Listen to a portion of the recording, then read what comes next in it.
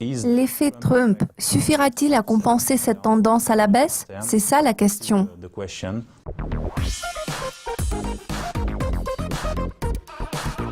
Daniel, la nouvelle année approche à grands pas, alors je vous propose de discuter des perspectives économiques des États-Unis en 2017. Le fait que Donald Trump a remporté les élections présidentielles américaines a-t-il affecté les perspectives du pays? Alors, pour commencer, je tiens à souligner que nous sommes assez optimistes quant aux perspectives économiques des États-Unis en 2017. En fait, les indicateurs économiques se sont nettement améliorés ces derniers mois. Nous avons enregistré une accélération de l'activité manufacturière aux États-Unis. Le marché du travail est en bonne posture. Nous constatons également une certaine amélioration sur le plan des attentes en matière d'inflation. En général, nous avons des prévisions optimistes pour 2017. Les indicateurs de sentiment demeurent également assez robustes, ce qui témoigne du fait que les consommateurs américains, eux aussi, se montrent optimistes quant aux perspectives. Dans ce contexte, l'élection de Donald Trump pourrait contribuer à un renforcement de la confiance. Cela s'explique par le fait que de nouvelles initiatives pourraient améliorer les perspectives de croissance du PIB l'année prochaine, ainsi que celles d'inflation. Cela pourrait alimenter les espoirs que ce cycle économique déjà très long pourrait durer encore plus longtemps.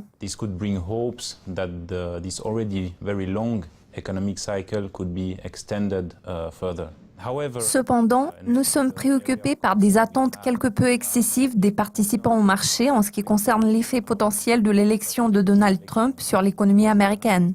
Le marché semble envisager le meilleur scénario possible, selon lequel toutes les initiatives devraient être acceptées et mises en place assez rapidement, ce qui aurait un énorme impact sur l'économie américaine. Toutefois, même si l'incidence des réformes de Trump sur l'économie apparaît tout à fait positive, elle sera beaucoup moins favorable au budget, c'est-à-dire au compte courant du pays. Il faut se rendre à l'évidence. Il est assez difficile d'imaginer, malgré la majorité républicaine, que le Congrès américain puisse accepter toutes les initiatives et les réformes proposées.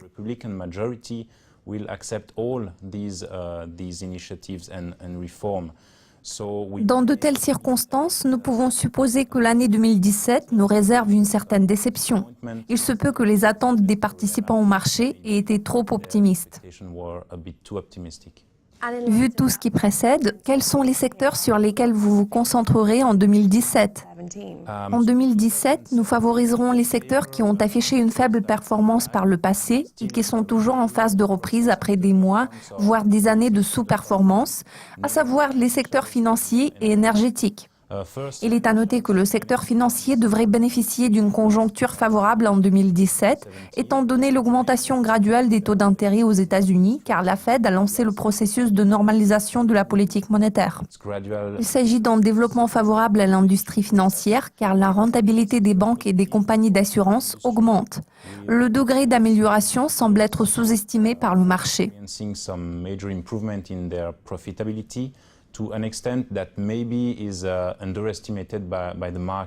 En outre, le secteur financier demeure l'un des secteurs les moins chers sur le marché américain.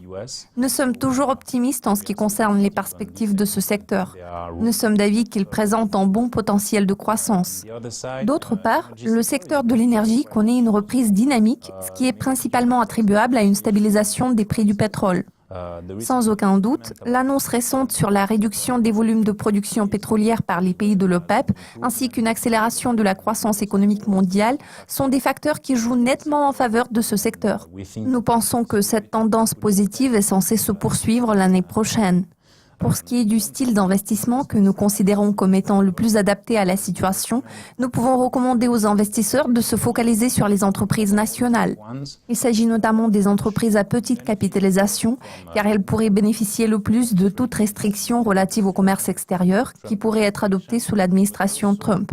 En réalité, compte tenu de la force du dollar américain que nous avons observée ces dernières semaines, il convient de noter que l'an prochain, les grands groupes internationaux pourraient se voir confrontés à de nombreux défis en termes de croissance.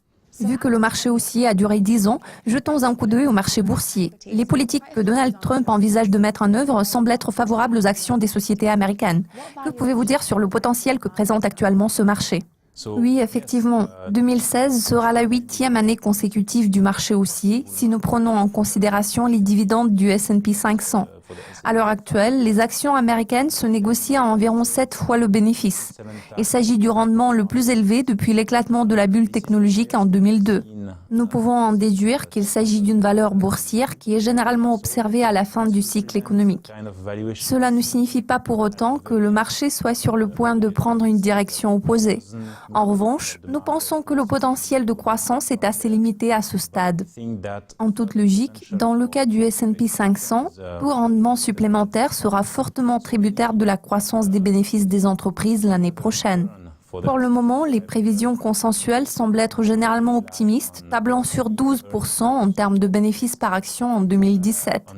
Vu que c'est la fin de 2016, ce chiffre pourrait être révisé à la baisse. Cela s'inscrit dans le schéma habituel. Quant au processus de révision à la baisse tout au long de l'année prochaine, il est à noter que nos prévisions demeurent optimistes. L'effet Trump sera-t-il suffisant pour compenser cette tendance à la baisse? C'est ça la question. Un chiffre de 12% en termes de rendement peut se révéler trop élevé. Cependant, il reste un certain potentiel de hausse, bien qu'il soit assez limité. 12% may be a bit too high. However, there are some potential left, although it's quite limited.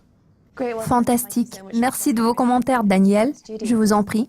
C'est tout pour le moment. Restez à l'affût de nos mises à jour régulières sur le site du Dukascopy TV, car nous vous tiendrons au courant de tout ce qui se passe dans le monde de la finance.